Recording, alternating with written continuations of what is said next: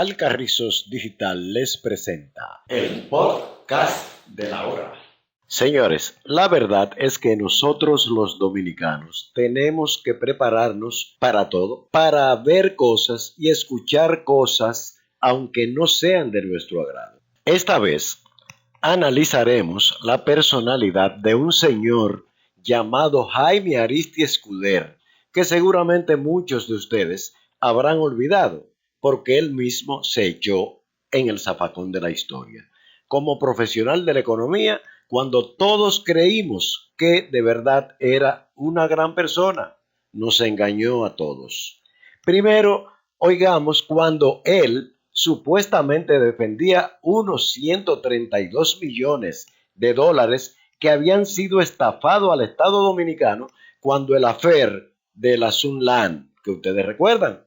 Y luego oiremos de la forma que defiende este señor a Punta Catalina, que dicho sea de pasada, este señor Aristi Escuder es el administrador de dicha planta desde antes de que esta planta entrara en operaciones. Qué bajito cayó, qué barato se vendió. Oigamos. 2006. El presidente, ambicioso, quería tener acceso a más recursos, pero sin que el Fondo Monetario Internacional se diera cuenta. Y toma a Félix Bautista como una persona inescrupulosa y deciden conseguir esos recursos, ese financiamiento. Y deciden obtener ese financiamiento que pasara por debajo del radar del Fondo Monetario Internacional y que lo ejecutase la Oficina de Ingenieros Supervisores de Obras del Estado, que es donde estaba operando Félix Bautista. Inicialmente, ese dinero, que ascendía en ese momento a 130 millones de dólares, se iba a obtener a través de la emisión de 19 pagarés o notas promisorias, que iban a vencer a partir de enero del año 2007 hasta julio del año 2008. De tal manera que con esos recursos se construirían 11 obras, pero se le iba a decir al Fondo Monetario Internacional que las obras se iban a construir con el presupuesto de la propia Oficina de Ingenieros Supervisores de Obras del Estado. Es decir, que se iba a tener un presupuesto paralelo. De tal manera que no solamente se estaba violando la Constitución de la República, porque las notas promisorias o pagarés o endeudamiento no iba a ser aprobado por el Congreso Nacional. Dos, se estaba violando la ley de presupuesto porque se iba a ejecutar paralelamente a lo que es el presupuesto que aprueba el Congreso también. Y tres, se violaba la ley de crédito público que establece claramente de que todo tipo de deuda tenía que ser aprobada por el Congreso Nacional. De tal manera que se estaba violando todo el marco jurídico, el cual establece los elementos fundamentales que tienen que cumplirse para que se pueda ejecutar un proceso de endeudamiento y luego de aplicación de esa deuda en ya sea gasto corriente o gasto de capital. Todo eso con la autorización del presidente Leonel Fernández, que le había otorgado un poder especial a Félix Bautista para que saliera a colocar esas 19 notas provisorias en los mercados de capitales. Ese poder especial, el 106-06, se firmó en mayo del año 2006. Pues bien, el 15 de diciembre del año 2006, finalmente se venden las notas promisorias.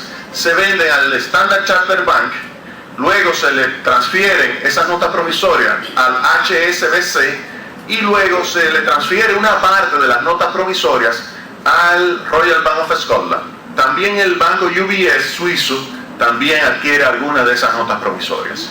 El dinero llega en enero y supuestamente se iba a utilizar para financiar, recuerden, 11 obras. En diciembre se hace una modificación a ese contrato, inicialmente firmado el 16 de mayo del año 2006, se modifica y entonces se decide que solamente se van a financiar 5 obras, es decir, que pasa de 11 a 5 obras. Las 5 obras dentro del recinto de la Universidad Autónoma de Santo Domingo. ¿Qué sucedió? Hasta ahí lo que estamos hablando es de violación de la Constitución, violación de la ley de crédito público y violación del presupuesto, de la ley de presupuesto. Perfecto. Pero ¿qué sucedió en el ínterin? Es decir, ¿qué sucedió entre mayo, cuando se emitieron las notas, y diciembre, cuando se vendieron las notas del año 2006? Félix Bautista, sumamente hábil, inescrupuloso, y yo hago un análisis de su personalidad utilizando algunos hechos históricos de Félix Bautista desde su nacimiento hasta cuando ya se convierte en el hombre de fuerza, de poder dentro del Partido de la Liberación Dominicana, dentro de lo que es su personalidad, él crea un mecanismo que le va a permitir no solamente ejecutar fuera de la supervisión del Fondo Monetario Internacional ese dinero, sino que le iba a permitir apropiarse del mismo. Ustedes me dirán, oye, esas son palabras fuertes, ¿te va a demandar? Sí, es probable que él me demande, no hay ningún problema. Aquí vamos a estar con dos posibilidades. Uno, que la justicia sentencie al que se robó el dinero o que sentencie a quien denunció el robo del dinero. Oigan ahora cómo se destapa este señor. ¿Fue que cambió o qué? Mucha gente preguntándose, Jaime, ¿qué está pasando con Punta Catalina? Se producen apagones, hay gritos por varios sectores y muchos ciudadanos entienden que Punta Catalina no está resolviendo el problema de los apagones. Mira, en realidad Punta Catalina ahora mismo es el principal generador de electricidad de la República Dominicana, con una sola unidad. Punta Catalina ha estado en los últimos días produciendo alrededor de 370, 375 megavatios, que es su plena capacidad, y en términos netos estaríamos hablando de 330, 336 megavatios. Es ahora mismo la principal unidad en términos individuales. Lo que sucede es que hay varias unidades grandes que lamentablemente están fuera del sistema.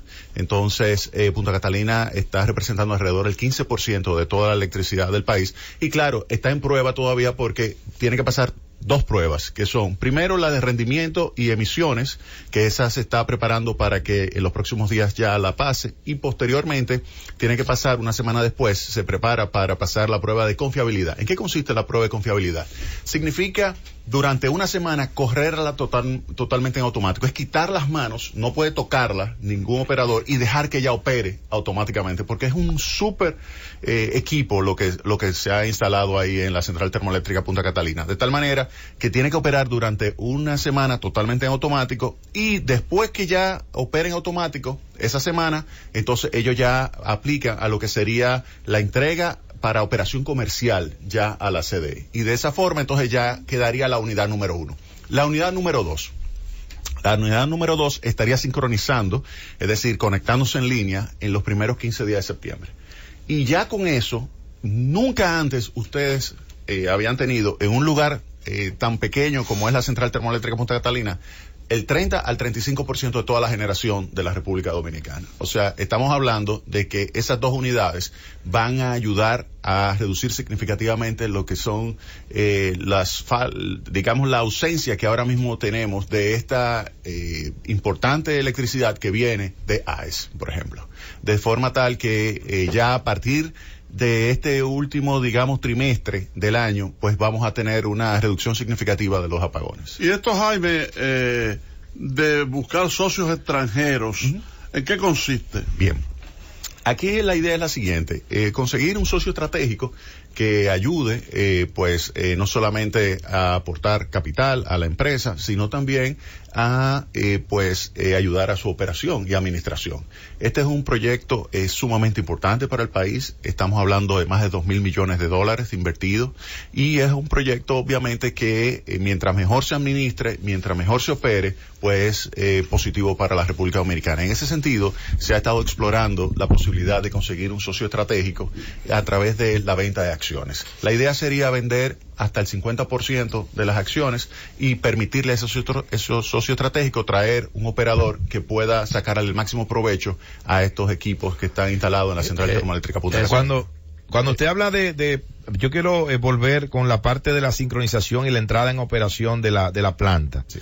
Cuando usted habla de sincronización de la segunda unidad a principios del mes de septiembre. Correcto. Pero ya operando de manera normal en el sistema, aportando los 375 megavatios que tiene como capacidad instalada cada una.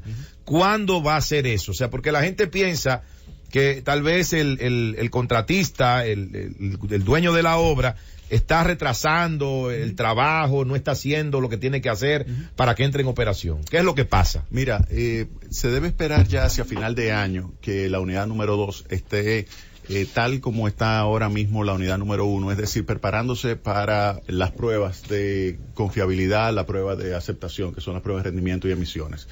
Es que son muchísimas pruebas. O sea, las personas tienen que entender que estamos ante equipos muy sofisticados, estamos en equipos de última generación en términos de generación de electricidad, y tienen que pasar miles de pruebas. Son equipos que tú tienes que validar totalmente, es lo que se llama el proceso de comisionamiento, y eso te toma varios meses. Pero en ese periodo tú vas a estar produciendo electricidad. Luego ya te la entregan, cuando ya pasen esas 2 pruebas, que va a pasar la número 1, te la entregan para operación comercial. Pero mientras tanto van a estar produciendo electricidad a partir de septiembre. 2 preguntas, Jaime. Primero, saber si ya hay inversionistas extranjeros interesados en Punta Catalina. Y segundo, si se venden un 50% de las acciones, ¿quién va entonces a tener el control de las operaciones de la planta? ¿Se le va a ceder a los inversionistas extranjeros o el gobierno dominicano, que fue la promesa primaria para justificar a Punta Catalina, va a mantener el control de esta planta? Comienzo con el tema de cuál es la importancia de Punta Catalina. La importancia de Punta Catalina es que produzca electricidad a el menor precio posible. Punta Catalina, después de las renovables, hidroeléctrica, eólica y solar, va a entrar primero en la lista de méritos. Eso no importa quién sea el dueño. No importa quién sea el dueño, la electricidad de Punta Catalina está ahí. Lo único que va a significar esto es que nosotros vamos a tener adentro, en nuestra participación accionaria, a una empresa privada que va a venir con un operador, y ese operador, que con experiencia internacional, va a sacarle el máximo provecho a lo que son estos equipos instalados y que el pueblo dominicano es propietario. Eso es todo. Ese operador va a ser el principal responsable de las operaciones de Punta Catalina. Es correcto. La idea es esa. Nosotros, hay que señalar lo siguiente: nosotros tenemos 2 años entrenando a todo un equipo que tiene experiencia amplísima en producción de electricidad y enfocado principalmente en carbón. Tiene experiencia entre 25 y 30 años. Es decir, el equipo que nosotros tenemos ahí, donde está Pablo Rivas, Carlos Álvarez, Manuel Pérez, Genao, donde hay todo un equipo formado, que a su vez ha formado un equipo joven que tiene entre 5 y 10 años, pues va a ser apoyado con ese operador que viene. Ahora, la idea es sacar el máximo provecho, porque el objetivo básico es producir electricidad al precio más bajo posible, de la manera más eficiente posible. Es decir, todo esto es un proceso de optimización, y maximizar entonces el valor de la empresa a través de la maximización de su flujo libre de efectivo. Es ese el objetivo de este proyecto. ¿Ya tienen oferta de inversionistas? Mira, esa es la otra pregunta. La otra pregunta. Sí, la otra pregunta es la siguiente. Se ha adquirido los servicios de Guggenheim Securities, que es una empresa internacional norteamericana especializada en la adquisición de lo que son este tipo de propuestas. Se está preparando toda la documentación para presentar a final de año a los inversionistas a nivel internacional la central termoeléctrica Punta Catalina. Lo que sí te puedo asegurar es que ya se han acercado inversionistas de diversos países interesados en colocar recursos en la central termoeléctrica Punta Catalina, porque es una empresa sumamente rentable. Para que tengas una idea, la empresa va a generar ingresos al año entre 500 y 540 millones de dólares y beneficios cercanos a los 240 a 250 millones de dólares. Va a ser una de las empresas más grandes y más rentables de la República Dominicana. En consecuencia, hay mucho atractivo. Y ustedes me dirán, ¿y por qué venderla si es tan rentable? Por lo siguiente, Nayib, tú la vendes porque tú lo que haces es trae a valor presente ese beneficio que tú vas a tener, que en realidad se te traduce en un flujo libre de efectivo. Tú lo traes a valor presente y tú dices, el negocio te vale a ti, por ejemplo, 2.500 millones de dólares. Entonces, de eso, tú dices, yo lo debo esperar recibir a lo largo del tiempo, o puedo recibir una parte ahora y poder, por ejemplo, desmontar deuda pública, que esa es una decisión que puede tomar el gobierno. Tomar ese dinero por adelantado, que es una parte del valor de la empresa, que la utilizó con sus recursos que adquirió, ya sea en forma de deuda o recursos que adquirió a través de forma de impuestos, y decide, por ejemplo, este año que viene, con esos recursos, desmontar deuda pública. Pudiera hacerlo. Es decir, que no significa que está dejando sobre la mesa dinero. Lo que está diciendo es, ¿en qué momento tú quieres recibir ese beneficio? ¿Lo quieres recibir en un periodo de 30 o 40 años o lo quieres recibir en el presente. Esa es la idea. Y es una parte porque el 50% quedaría en manos directamente del Estado. Obviamente, Jaime, que la central termoeléctrica Punta Catalina es una inversión cuantiosa. Estamos hablando de 2.000 y pico de millones de dólares, 2.200 millones de dólares. Correcto. De acuerdo a las informaciones que ha servido, un nivel de rentabilidad de 250 millones de dólares al año es importante. O sea, estamos hablando de 1% de rentabilidad por encima del 12, el 15% Correcto. en función de la inversión, si lo analizamos desde ese punto de vista. El objetivo fundamental es atraer nuevos capitales, porque el tema de la fiducia aquí ha dado muy buenos resultados. El caso de RD Vial ha sido uno de los mejores negocios que ha hecho el Estado Dominicano. Hay flujo de capitales y hay inversión. ¿Por qué no colocar en una fiducia con la banca local a Punta Catalina? Mira, el tamaño es muy grande. O sea, estamos hablando de que si es el 50% es 1.250 millones de dólares. Ahora, fíjate lo siguiente, lo que sí se piensa hacer es lo siguiente.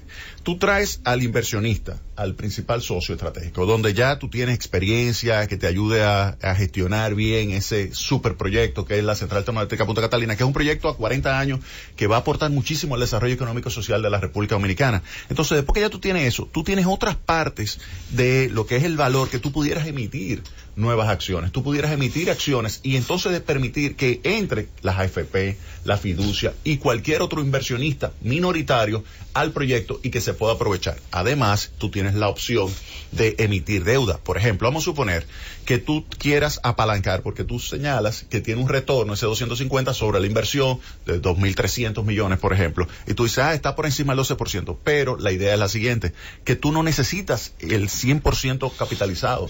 Tú pudieras apalancarte, es decir, emitir deuda. Vamos a suponer que tú emitas deuda 50-50, vamos a suponer. Ya con eso, como la deuda tú la emites a una tasa de interés que puede ser del 7%, del 8%, entonces eso te aumenta el retorno del capital. Entonces ahí los que pueden, digamos, acercarse a adquirir intereses dentro de la Central Termoeléctrica Punta Catalina pudieran decir, mira, yo quisiera comprar deuda y tener un retorno constante, fijo, a lo largo de 40 años, las AFP y las compañías de seguro estarían sumamente interesadas en eso, o también yo pudiera colocar recursos en acciones y ver cómo sube y baja, e incluso se pudieran flotar esas acciones en el futuro. Es decir, que con Punta Catalina hay muchísimas opciones sobre la mesa y se están discutiendo con Guggenheim. O sea, que ese que tú estás proponiendo... Jaina, por ejemplo, coloca